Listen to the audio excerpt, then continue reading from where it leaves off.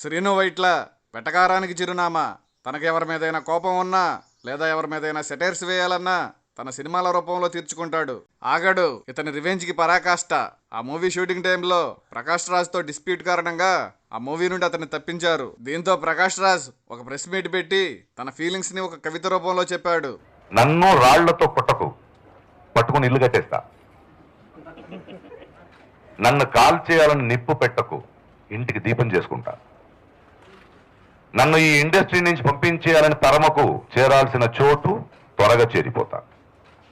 దయచేసి చెప్తున్నాను, నన్ను చంపాలని విషం పెట్టకు, మింగి నీలకంఠుడినైపోతా. దాన్ని యాజ్ గా అదే మూవీలో విలన్ క్యారెక్టర్ తో చెప్పించాడు. నన్ను రాళ్లతో కొట్టకు, పట్టుకుని ఇల్లు కట్టేసుకుంటా. నన్ను కాల్చేయాలని నిప్పు పెట్టకు, ఇంటికి దీపం చేసేసుకుంటా. నన్నిక్కడి నుంచి పంపించేయాలని చూడకు, చేరాల్సిన చోటు త్వరగా చేరిపోతా. దయచేసి చెప్తున్నాను, నన్ను చంపాలని విషం పెట్టకు, మింగి నీలకంఠుడినైపోతా. నా పర్మిషన్ లేకుండా నా డైలాగ్స్ సినిమాలో ఎలా వాడేస్తావంటూ ప్రకాష్ రాజ్ ఫైర్ అయితే, సంస్కారం ఉంటే ఫోన్ చేసి నువ్వు చెప్పిన మాటలు నచ్చింది నేను పెట్టుకుంటానని అడగాలి. తెలియక సిగ్గుంటే ఫోన్ చేసి క్షమించు పెట్టేశానని చెప్పాలి. నచ్చిందని పెట్టుకోవడం ఏంటి? అది నాకు డెడికేట్ చేశానన్నావు, అందుకే వాడేశారని చెప్పిన వెటకారి శ్రీను వైట్ల. ఆయన ఒక ప్రెస్ మీట్ పెట్టి తెలుగు నేర్చుకుని కష్టపడి ఒక పద్యం రాసి నాకు డెడికేట్ చేశారు. అంటే అది నా కోసం ఆయన రాసుకున్న పద్యం నాకు డెడికేట్ చేశారు కాబట్టి దాని మీద నాకు హక్కు ఉందని ఫీల్ అయిన సినిమాలో పెట్టాను నేను. ఓకే, ఇదే ఇతనికి ఫస్ట్ అటెంప్ట్ కాదు. అంతకుముందు తన సినిమాల్లో కూడా వివిధ సందర్భాల్లో చాలా మంది సినిమా సెలబ్రిటీలని తన కలంతేటకి గురి చేశాడు. కాకపోతే అతను సక్సెస్ లో ఉన్నంత కాలం ఎవరూ దాన్ని పెద్దగా పట్టించుకోలేదు. ఫ్లాప్ స్టార్ట్ అయ్యాకే అతని మీద నెగిటివిటీ పెరిగింది. Let's take a brief analysis on his film journey. Director Sagar దగ్గర డైరెక్షన్ డిపార్ట్మెంట్ లో వర్క్ చేసిన శ్రీను డైరెక్టర్ గా తన తొలి ప్రయత్నంగా రాజశేఖర్ హీరోగా అపరిచితుడు అనే మూవీ స్టార్ట్ చేశాడు. ఒక షెడ్యూల్ అయ్యాక మూవీ ఆగిపోయింది. దీంతో కొత్త ప్రొడ్యూసర్స్ తో నీకోసం సినిమా స్టార్ట్ చేశాడు. అష్ట కష్టాలు పడి ఆ మూవీ ఫినిష్ చేశాడు. రవితేజకి ఇది హీరోగా ఫస్ట్ ఫిల్మ్. ఆర్పి పట్నాయక్ ని మ్యూజిక్ డైరెక్టర్ గా పరిచయం చేశాడు. 38 లక్షల్లో కంప్లీట్ చేసిన ఆ మూవీని రామోజీరావు రిలీజ్ చేయడంతో జనాలకి కొంచెం రీచ్ అయ్యింది. కమర్షియల్ గా పెద్దగా సక్సెస్ కాకపోయినా బెస్ట్ డెబ్యూ డైరెక్టర్ గా నంది అవార్డు గెలుచుకున్నాడు. దీంతో అతని మీద నమ్మకంతో రామోజీరావు రెండో సినిమాకి అవకాశం ఇచ్చారు. అలా ఉషా కిరణ్ మూవీస్ లో ఆనందం చేశారు. కొత్త హీరో ఆకాష్ తో చేసిన ఆ మూవీ యూత్ ని విపరీతంగా ఆకట్టుకుంది. సింపుల్ లవ్ స్టోరీని కామెడీతో నింపేశాడు. దేవిశ్రీ ప్రసాద్ సాంగ్స్ అదనపు ఆకర్షణ. ఈ సినిమాతో శ్రీను వైట్ల తనకంటూ ఒక బ్రాండ్ క్రియేట్ చేసుకున్నాడు. ఇందులో పెట్టిన మందు సీన్ బాగా పేలడంతో తర్వాత దాదాపు తన అన్ని సినిమాల్లోనూ దాన్ని కంటిన్యూ చేశాడు. What's happening? స్పెషల్ ఎఫెక్ట్ గాజ్ బెంకలు. వై? మీరు వాటి మీద డాన్స్ చేయాలి. What are you talking? Is it possible? Nothing is impossible. I'm sorry, I can't. You must dance. I can't. Rambabu I will do it. Aryan Rajesh తో సొంతం చేశాడు. కమర్షియల్ గా సూపర్ హిట్ కాకపోయినా క్లాసిక్ కామెడీగా నిలిచింది. సునీల్, ఎంఎస్ నారాయణ కామెడీ బాగా కనెక్ట్ అయ్యాయి. కామెడీ బాగా డీల్ చేయగలనని ఈ సినిమాతో ప్రూవ్ చేసుకున్నాడు. Mind blowing ya. It's romantic. It's extraordinary ya. Okay, yes. You are thinking. Am I right? It's really different yeah.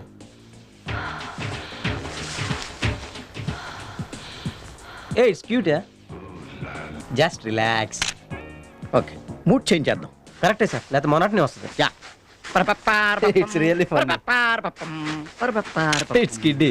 ఓకేరా, చాలా బాగా చేసావు. With pleasure. Thanks for your opportunity.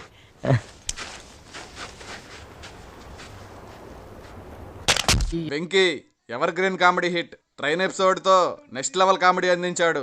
ఇప్పటికీ యూట్యూబ్ లో దాన్ని రిపీటెడ్ గా చూసే ఆడియన్స్ చాలా మంది ఉన్నారు. ఆ ఎపిసోడ్ కి కర్త కర్మ క్రియ అన్నీ తానే అని శ్రీను చెప్పుకుంటాడు. గానీ చాలా మందికి తెలియని విషయం ఏంటంటే నంబర్ 20 మద్రాస్ మెయిల్ అనే మలయాళం మూవీకి ప్రీమేక్ ఇది. అందులో మోహన్ లాల్ కేరళ నుండి మద్రాస్ కి ట్రైన్ లో వెళ్తూ సోలో కామెడీ చేస్తాడు. ట్రైన్ లో ఒక అమ్మాయి మర్డర్ లో ఇన్వాల్వ్ అవుతాడు.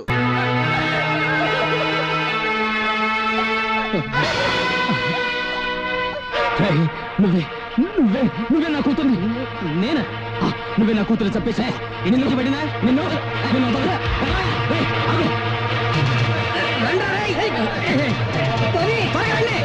దీన్నే శ్రీను గారు తన అద్భుత ప్రతిభతో ఎన్హాన్స్ చేసి సగం తెలుగు కమెడియన్స్ ని ట్రైన్లోకి దింపి నాన్ స్టాప్ కామెడీ చేయించాడు.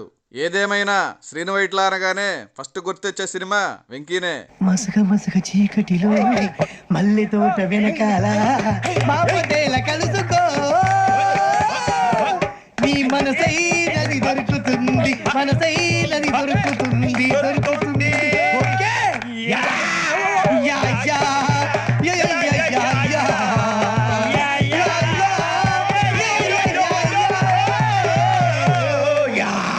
అతని కామెడీ టైమింగ్ ఇంప్రెస్ అయిన చిరంజీవి అందరవాడికి ఛాన్స్ ఇచ్చారు. ఆయన చేసిన పరమ చెత్త సినిమాల్లో అదొకటి. అవుట్డేటెడ్ స్టోరీ తీసుకొని ఆయనకి సెట్ గాని గెటప్ పెట్టి సినిమాని ఎన్ని రకాలుగా నాశనం చేయొచ్చో అన్ని రకాలుగా చేశాడు శ్రీను. సాంగ్స్ కొంత రిలీఫ్, అక్కడక్కడ కామెడీ కొంచెం పర్లేదనిపిస్తుంది కానీ అసలు కథ స్టార్టింగ్ నుండే ఎవరికీ కనెక్ట్ కాదు. అలాంటి కథలో ఎన్ని చేసినా బూడిదలో పోసిన బ్రాందీనే. డి తన ఫస్ట్ సినిమా నీకోసంకి ఫైనాన్షియల్ గా ఎన్ని ప్రాబ్లమ్స్ ఫేస్ చేశాడో దీనికి కూడా అంతే ఫేస్ చేశాడు. ఫైనాన్షియర్స్ రాకపోవడం, మధ్యలో ఆగిపోవడం లాంటి కారణాలతో తనే కొంత పెట్టుబడి పెట్టి రిలీజ్ చేశాడు. అయితే తన కష్టాలన్నీ గట్టెక్కించింది. ఈ సినిమాతో తనకంటూ ఒక ఫార్ములా తయారు చేసుకున్నాడు. హీరో విలన్ ఇంటికెళ్ళి వాళ్ళని బకరాలను చేసి ఆడుకోవడం అనే కాన్సెప్ట్. యాక్చువల్ గా ఇది గుడుంబా శంకర్ లైన్. అది ఫ్లాప్ అయింది కానీ ఆ లైన్ ని ఈయన పట్టుకున్నాడు, హిట్ కొట్టాడు. నెక్స్ట్ దుబాయ్ లేకుండా దుబాయ్ సీన్ తీశాడు. కథ లేకుండా కామెడీ చేశాడు. కామెడీకి విపరీతమైన రెస్పాన్స్ వచ్చినా ఫ్లాప్ అయింది. ఈ సినిమా నుండే తన పైత్యం మొదలు పెట్టాడు. స్పూఫ్ చేయడం వేరు, వేరే సినిమాల్లోని డైలాగ్స్ ని ఇమిటేట్ చేయడం ఒక తరహా. కానీ ఈయన నెక్స్ట్ లెవెల్కి వెళ్ళి రియల్ సెలబ్రిటీస్ ని పోలిన క్యారెక్టర్స్ చేయించడం మొదలు పెట్టాడు. ఎంఎస్ నారాయణతో సూపర్ స్టార్ కృష్ణలాగా చేయించాడు. ఏ అమ్మాయి బాగా చేయలేదా? ఏంట్రా సింపుల్ మూమెంట్ బాగా చేయొచ్చు కదా. ఆ అమ్మాయి బాగానే చేసింది సార్, కానీ మీరే. What not sense you are talking. Single take artist ని లారెన్స్ తో కూడా నాకు ఈ ప్రాబ్లం రాలేదు. ప్రసాద్ బాబు, ఏమయ్య ప్రసాద్ బాబు, పెద్ద హీరోలతో చేసేప్పుడు ఏమని పెడతాను పెడతావా? Change the moment, otherwise change the master. Monitor దగ్గర కూర్చోవడం కాదు, మూమెంట్ చేస్తే తెలుసు. ఇదిగో మాస్టరు, మనం చెప్పింది వాడు చేయడయ్యా, వాడికి వచ్చిందే చేస్తాడు. ఆ గోడ మీద పిడకలు కొట్టి స్టెప్ ఉంది, అది సెట్ చెయ్యి. రెడీ. దుబాయ్ సీన్ దెబ్బకి మళ్ళీ డి ఫార్మాట్ కి వెళ్ళి అది ఇంకా ఫిక్స్ అయిపోయాడు. బ్రహ్మానందంకి హీరోని డామినేట్ చేసే క్యారెక్టర్ ఇచ్చాడు. ఈ సినిమాతో తర్వాత కాలంలో బ్రహ్మానందం సెంట్రిక్ గా సినిమాలు రావడం స్టార్ట్ అయ్యాయి. పంతుల్లోని బఫూన్లుగా చూపిస్తూ ఎంఎస్ నారాయణతో కామెడీ చేయించాడు. భోంచేసి వెళ్ళండి. ఏం పెడతా అక్కడ తొక్క తోటకూరను రాకరా ఊళ్ళోకి వచ్చాను. ప్యారడైజ్కి వెళ్ళి దమ్ బిర్యానీ తినేసి పోతాను. వద్దండి, ఇవాళ ఉపవాసం, ఘనపదార్థాలు ఏం తీసుకోను. ఈ అమ్మాయి ఎవరు? ఎప్పుడు చూడలేదు.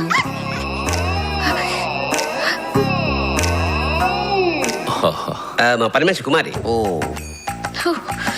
లక్షణంగా ఉంది. వస్తానండి. మంచిదండి. తన పక్కనున్న వాళ్ళని ఆడుకోవడం ఈ సినిమాతోనే స్టార్ట్ చేశాడు. ఈ సినిమా ప్రొడ్యూసర్ దానయ్య పేరుని సినిమాలో హీరోకి పెట్టి కామెడీ కోసం వాడాడు. రాజు, నువ్వు అడిగితే ఎవడిస్తాడయ్యా లిఫ్ట్? కింగ్ అంతకుముందు సినిమాల్లో హీరో విలన్ ఇంటికి వెళ్లి కామెడీ చేస్తాడు. ఈ సినిమాలో వెరైటీ కోసం తన ఇంటికి తానే వెళ్లి కామెడీ చేస్తాడు. మ్యూజిక్ డైరెక్టర్ చక్రి మీద ఈయనకి కోపం ఎందుకుందో తెలియదు గాని బ్రహ్మానందంతో ఆయన్ని పోలిన క్యారెక్టర్ చేయించాడు. ఆ ట్రాక్ బ్రహ్మాండంగా పేలింది. తాగాలి తెలుగు గాలి, తాగాలి తాగి తెగ తూగాలి, తోటమాలి కపాలి అనాలి తలే పగిలి. నీ ప్రొడ్యూసర్ని డైరెక్టర్ని మోసం చేసిన నన్ను కూడా మోసం చేద్దాం అనుకుంటున్నావు ఏంట్రా? నేనేం చేశాను సార్? కంగారు ఎందురా, చెప్తాను కదా. రేయ్, దీని ఒరిజినల్ బాండ్రా. ఈ సినిమా రైటర్స్ కోనా వెంకట్, గోపి మోహన్ కూడా వదలలేదు. విలన్స్ కి ఆ పేర్లు పెట్టి తన సరదా తీర్చుకున్నాడు. గోపి మోహన్ చెప్పినాడు. నువ్వు అన్నం నీళ్లు మానేసిన వాళ్ళ లేవు, అడుగు పందులు తినేసిన వాళ్ళ ఉన్నావు. అది శరీర తత్వం రాకోనా. దూకుడు ఫస్ట్ టైం ఆయనకు అన్ని కుదిరాయి. ఒక family sentiment story, revenge drama. MS నారాయణకి అయితే కెరీర్ పీక్ మూవీ ఇది. ఆయనతో బ్లాక్ బస్టర్ సినిమాల స్పూఫ్ చేయించాడు. ఈ సినిమా తర్వాత ఎంఎస్ గ్రాఫ్ అమాంతం పెరిగింది. పులిని దూరం నుంచి చూడాలనిపించిందనుకో, చూసుకో. ఏంటి సార్ ఇది? వెన్ను చూపని వీరులను ఎన్నుకుని మరీ పంపించు. పోలీస్ ఎక్కడ? కొట్టేశారు సార్. క్రిమినల్ ని చంపితే లేస్తుంది. శాస్త్రి చూసారా, బాలబాబులో చేశాడే. Black sheep. వసి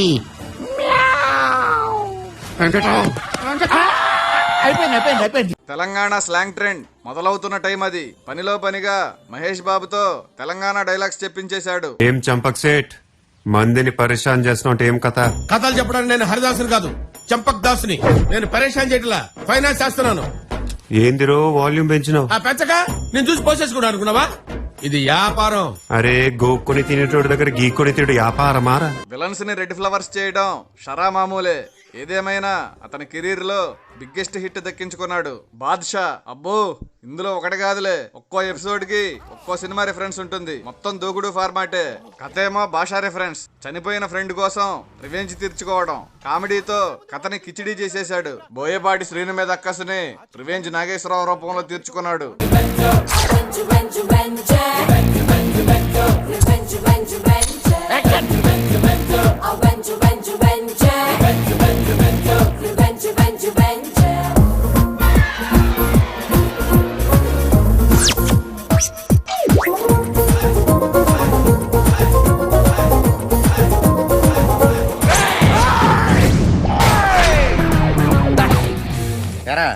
ఏమన్నాడు మీ ప్రొడ్యూసర్? సినిమా మేకింగ్ అన్నా మీ మేకింగ్ ఎక్కువైంది అన్నాడు సార్. దీంతో కథ, మాటలు, దర్శకత్వం అన్నీ తానే చేసేసి ఆగడు తీశాడు. దాంతో ఆగిపోయాడు. అప్పటికి ఎన్నోసార్లు టీవీల్లో అరిగిపోయిన దూకుడికి ఆగడు అని పేరు మార్చి తీశాడు. మరీ తీసేయాల్సిన సినిమా కాదు గాని లౌడ్ కామెడీ అయింది. ప్రతి క్యారెక్టర్ అరుస్తుంటుంది సినిమాలో. డైలాగ్ రైటర్ గా తన టాలెంట్ చూపించుకోవడానికి మహేష్ బాబుతో లెంతీ డైలాగ్స్ చెప్పించాడు. ఇప్పటి ఏఐ ట్రెండ్ ని అప్పట్లోనే వాడేశాడు. ఎవడో మొహానికి బ్రహ్మానందం మొహం తగిలించి ఏఐ డాన్సులు చేయించాడు. బ్రూస్లీ ఈ సినిమా కోసం చిరంజీవి, సీనుని, కోన వెంకటిని కలిపాడు. ఒక్కసారి తెగింది అతకదు కదా. ఈ సినిమా కూడా అతుకుల బొంతలాగానే ఉంటుంది. టైటిల్ ఏంటో, కథ ఏంటో ఏది అర్థం కాదు. బ్రహ్మాజీ రూపంలో ఎవరో హీరో మీద రివెంజ్ తీర్చుకున్నాడు. నాకైతే తెలియదు, మీకు తెలిస్తే చెప్పండి. ఈ సినిమాతో సీను కెరీర్ కొల్లాప్స్ అయిపోయింది. అతి కష్టం మీద వరుణ్ తేజ్ తో మిస్టర్ తీశాడు. తన పాత ఆనందాన్ని మళ్లీ తవ్వాడు. అదేమో పూడుకుపోయింది. మొత్తానికి ఈ సినిమాతో వరుణ్ తేజ్ కి వైఫ్ దొరికేసింది. అమర్ అక్బర్ యాంటోనీ. కథ పర్లేదనిపిస్తుంది గానీ రవితేజకి సెట్ అయ్యే సినిమా కాదు. కొత్త హీరోలతో చేయాల్సిన కథ స్టార్ హీరోలతో చేస్తే ఈ సినిమా రిజల్ట్ లాగానే ఉంటది. ఈ సినిమాలో ఎవరిని ఆడుకోవాలా అని విపరీతంగా ఆలోచించాడు. ఎవరో దొరక్క చివరికి కేఏ పాలను తగులుకున్నాడు. ఈ సినిమా ఆయన దాకా వెళ్ళినట్టు లేదు. లేదంటే సీనుని శపించేసేవాడు. మీరు మేలైనది చేయను వారాగు చేయునకు శ్రమ. కాబట్టి నేను మీకు ఇచ్చే సందేశం ఏమిటంటే 3 నిమ్మకాయలు 6 మిరపకాయలతో ఆనందంగా ఉంది. ఈ సినిమాతో సీను పూర్తిగా డౌన్ అయిపోయాడు. నెక్స్ట్ సినిమా విశ్వం చేయడానికి 5 ఏళ్లు పట్టింది. తీరా అందులో కొత్తగా ఏదైనా చేశాడా అంటే తన సినిమాలన్నీ మిక్సీలో వేసి తను కొత్త రకమైన ఫీల్ అయిన ఒక వెరైటీ రకాన్ని బయటికి తీశాడు. తనకి పేరు తెచ్చిన ట్రైన్ ఎపిసోడ్ పెట్టాడు గాని అది సూపర్ ఫాస్ట్ ఎక్స్ప్రెస్ లా పరిగెత్తిస్తుందనుకుంటే ప్యాసింజర్ ట్రైన్ లా నత్తనడక నడిచింది. ఫైనల్ గా చెప్పొచ్చేది ఏంటంటే శ్రీను వైట్ల కొత్త కథలు తీసినా జనాలు చూడరు.